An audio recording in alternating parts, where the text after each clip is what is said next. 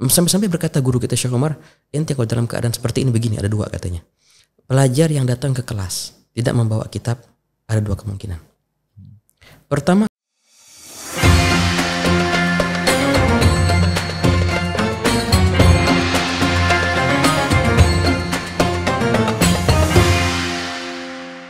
Bismillahirrahmanirrahim. Assalamualaikum warahmatullahi wabarakatuh. Alhamdulillah, pada hari ini Pesantren Al-Khairat Madinatul Ilmi kembali mendapatkan kebahagiaan.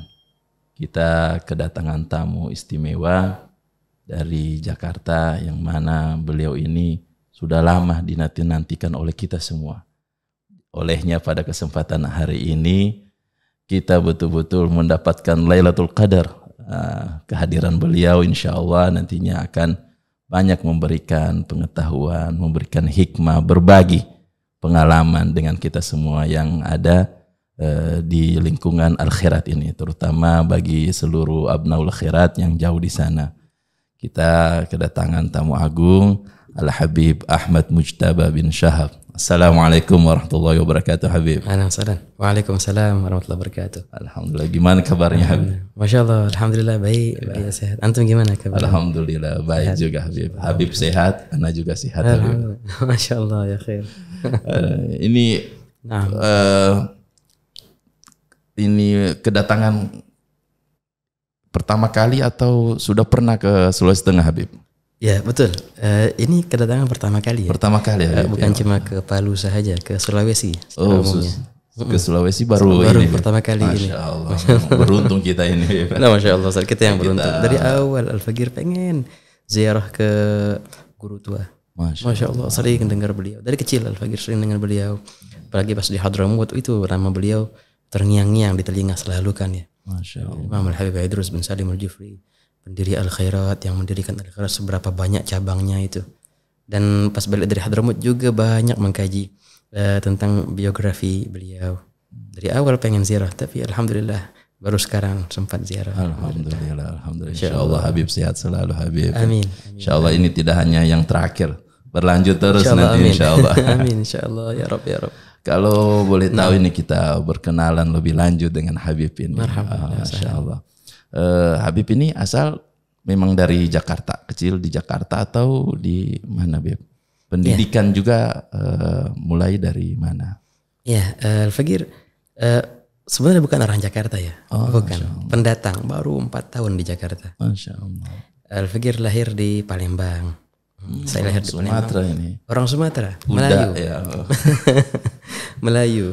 Nah, Palembang, lahir tahun 1988. Ya, kecil di Palembang. Kecilnya di Palembang. Mulai dari TK, habis itu SD, sampai kelas 6 di Palembang itu. Saya ingat sampai umur 9 tahun di Palembang. Habis itu saya belum lulus SD sebenarnya. Pas di kelas 6. Sudah masuk 1 hari di kelas 6 itu. Berhenti. Kemana ya? Ngelanjutin ke pondok pesantren di Bogor. Tapi kelas 6. Kelas 6. Sayang banget kan ya? Tinggal gak nyampe setahun lagi itu tamat SD-nya. Sampai-sampai banyak guru-guru SD yang datang ke rumah. Katanya, jangan, sayang banget ini tinggal sebentar lagi. Dan sayang prestasinya ini. Bukan 1-2 guru, banyak beberapa guru. Hampir kepala sekolahnya pun datang ke rumah. Kebetulan rumah itu dekat sekolah. Dekat SD. SD-nya kalau bahasa kita SDIT ya, kalau bahasa SDI gitu. Sekolah Dasar Islam. Di Islamic dia Adabiyah namanya. Adabiyah. Ya sudah, tapi gimana lagi? Nggak tahu gimana ceritanya, kecondongan hati itu sudah berubah. Pengen ke pondok. Ya sudah, akhirnya saya ke pondok. Umur 9 tahun itu. 9 tahun. Saya ke pondok pesantren ke Bogor. Pondok apa, Beb? Nah, di Bogor itu ada pondok namanya As-Salafi. As-Salafi, Darul Mustafa As-Salafi. Dan sempat juga, tapi cuma beberapa saat sahaja, ke Darus Sa'adah. Itu masa-masa hidupnya Imam Al-Habib Umar bin Muhammad bin Hud Al-Attas, Cipayung. Itu beliau masih hidup pada masa-masa itu. Dan santri cuma 5 orang. Al-Fagir ingat betul. Itu santri pertama termasuk di situ. yang sempat mengajar di situ Al-Habib Munzir. Masya Allah, ya. Fuad Al-Musawa. Sebelum beliau pindah ke Jakarta mendirikan Majelis Rasulullah. Beliau sempat di situ sampai Al-Faqih di situ sampai wafatnya Al-Habib Umar bin Hud Al-Attas. Kita hadir waktu beliau wafat dan dikuburkan, dimakamkan di Al-Hawi. Semenjak beliau wafat itu pondok ditutup sementara. Akhirnya Al-Faqih ke Ciawi itu, ke Ciawi Darul Mustafa Salafi. Yang mengajar di situ yang paling utamanya guru Al-Faqih Al-Habib Ja'far bin Muhammad Bagir Al-Attas. Dan juga beberapa kiai-kiai dan ustadz-ustadz setempat, Ustadz Ma'mun. Nah, itu di situ Al-Faqih lalui 4 tahun. Waktu adanya Habib Ja'far mungkin 2 tahun. Ya, sebelum Habib Ja'far itu Ustadz Ma'mun, dan setelah Habib Ja'far juga ada beberapa guru-guru yang ngajar di sana. Banyak daripada habaib tamatan Darul Mustafa atau tamatannya Rubat Tarim, Said Hussein bin Muhammad Al-Attas, dan banyak lah. Nah, di tempo 4 tahun itu saya jadi orang Sunda. Nah iya, jadi orang Sunda. Jawa Barat ya. Jawa Barat kan ya. Bener-bener orang Sunda, artinya mandi di kali. Iya bener. Makan nasi liwet. Iya, betul. Nyangkul sawah. Mancing belut. Iya. Gak sambil pakai seruling begitu. Nah, belajar seruling juga di sana. Pas banget bisa seruling di sana. Nah, belajar seruling Sunda di sana. Iya. Itu luar biasa kenangan. Karena kan pondoknya itu nyatu dengan apa namanya? Dengan alam ya. Dengan orang kampung. Bareng-bareng sama orang kampung. Jadi akrab sama orang kampungnya. Orang kampungnya sering main ke pondok. Kita juga sering main ke orang kampung. Ngomongnya bahasa Sunda dulu. 4 tahun itu kan masih kecil itu. Al-Faqih ingat dari umur 9 tahun sampai umur 14 tahun di situ. Awal-awal 14 tahun lah. Sampai pondok itu sempat tutup. Setelah Al-Faqih berangkat ke Tarim, karena nggak ada pelajar sementara tutup sementara. Walaupun terbuka lagi sekarang, alhamdulillah masih ada lagi. Nah itu apa tadi namanya? Itu pondok pertama. Pondok pertama di Ciawi itu. Di situ Al-Faqih belajar belajar banyak beberapa ilmu. Pertamanya di situ belajar nahunya pakai sistem Jawa itu. Utawi. Oh iya, utawi mim, ya. Mim kha itu belajarnya di situ, belajar nahu. Wah gitu. Walaupun setiap tahunnya Al-Faqih pulang ke Palembang kan ya, belajar lagi sama orang tua, sama abah. Nah, kebetulan abah tuh Walidi, anak punya abah Habib Muhammad bin Ali bin Syahab, itu guru bahasa Arab. Tamatan Darun Nasyi'in Lawang, tamatan Gontor juga. Sebelumnya juga pernah di Jami'atul Khair, masa-masa. Itu Masya Allah, abah memang pakar dalam bahasa Arab. Hafal beberapa komus, bukan satu komus hafal, beberapa komus hafal. Jadi kalau nyebutin satu kosakata, sinonimnya bisa disebutin 20 sampai. Masya Allah. Nah jadi kesempatan pas balik dari pondok itu belajar sama abah. Sempat ngaji beberapa kitab, walaupun gak banyak ya. Antaranya Jurumiyah sempat Al-Faqih belajar sama beliau. Beberapa fusul dari kitab Fathul Mu'in sempat juga ngaji beliau. Kebetulan abah waktu itu ada buka beberapa majelis taklim di rumah. Gitu, jadi hadir juga. Sampai umur 14 tahun. Pondok As-Salafi itu Ciawi. Nah dari situ berangkat ke Hadramaut. Melalui jalur apa Bib kalau ke Hadramaut waktu zamannya Habib itu? Waktu zaman Al-Faqih itu memang ada tawaran ya dari Sahibul Ma'had Habib Hud Al-Attas juga waktu itu kan melihat, sempat menawarkan itu mau gak ke Hadramaut. Mau banget ke Hadramaut. Karena memang ada kerabat antara Al-Faqih sama istri beliau. Dan juga Al-Walid bilang, nanti mau gak ke Hadramaut? Ya mau, bismillah. Kebetulan ada rezeki pada saat itu orang tua. Bismillah. Waktu itu Ana ingat ya, itu Al-Faqih berangkat setelah direkomendasikan sama beberapa asatidzah, masuk akhirnya pendaftaran. Dulu itu Darul Mustafa ada maktab, ada office khusus di Jakarta untuk pendaftaran pelajar. Ke Darul Mustafa sana. Nah ini kita kloter pertama. Yang sebelumnya belum ada sistem office itu maktab itu, masing-masing bawa rombongan ke sono belajar. Akhirnya diwujudkanlah Maktab Jakarta namanya. Mulai dari tahun 2002, akhirnya kloter pertama berangkat tahun 2003 itu. Lagi berangkat kloter pertama 12 orang, Ana ingat. 12 orang. Ya.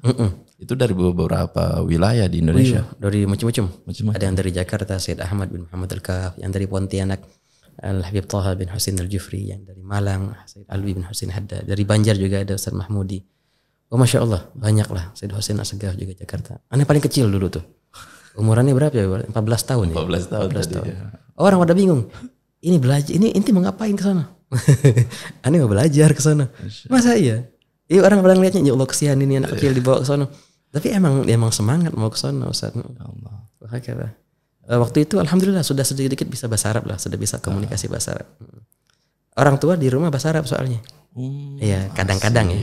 Enggak selalu, tapi kadang-kadang Umi sama Walid orang tua. Soalnya ibu saya tuh. Iya. Saya tuh muridnya abah saya dulunya. Belajar bahasa Arab.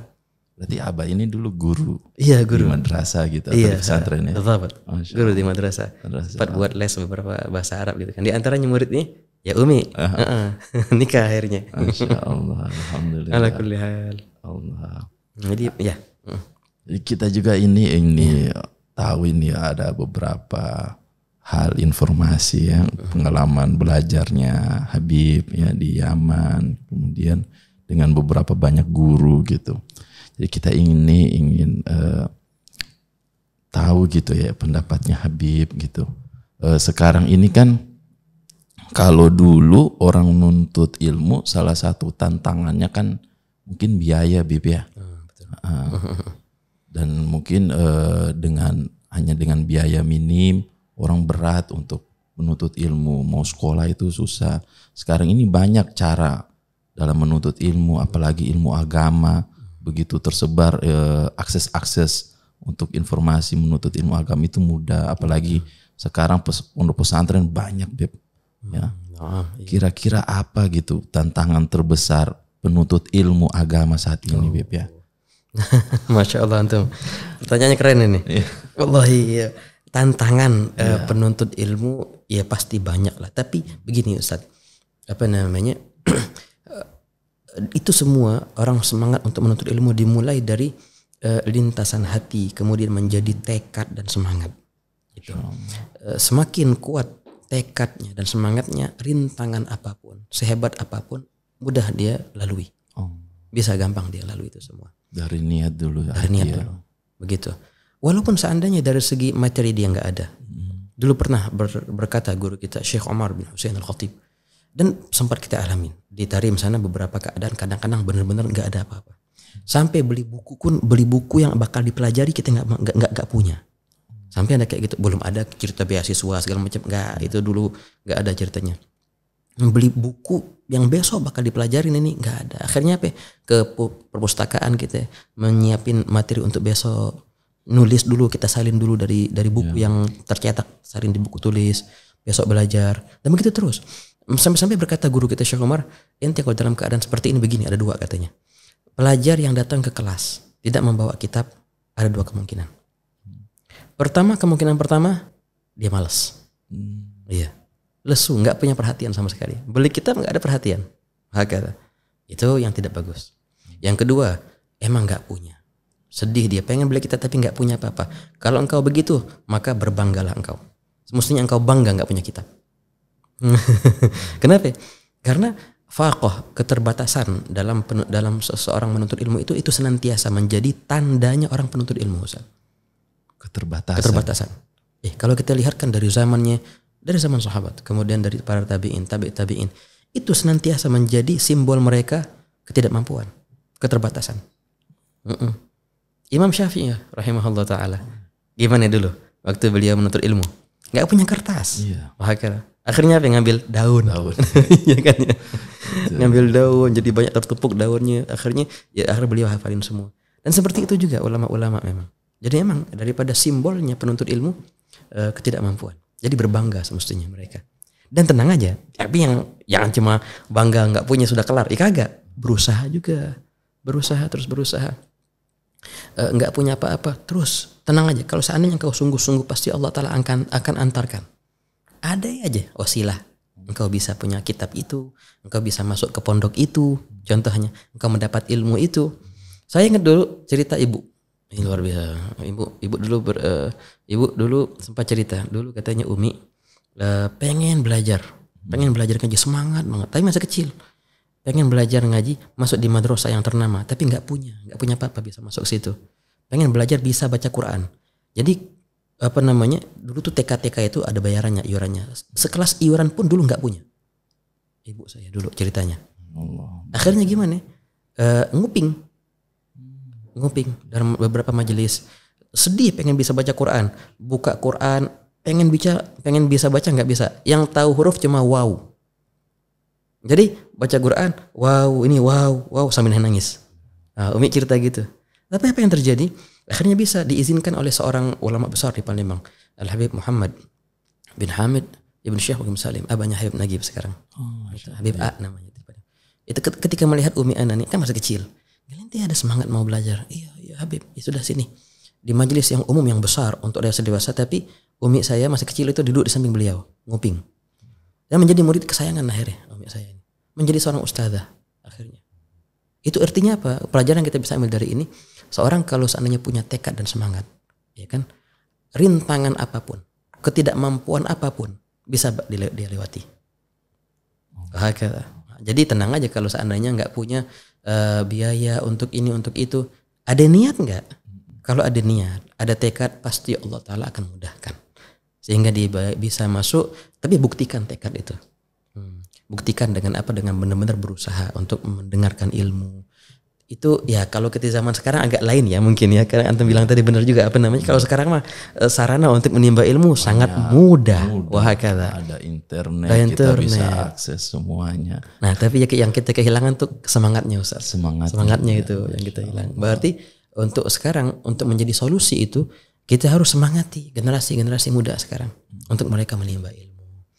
Nah, gimana cara nyemangatinnya? Itu diantara caranya dengan menceritakan kisah-kisah.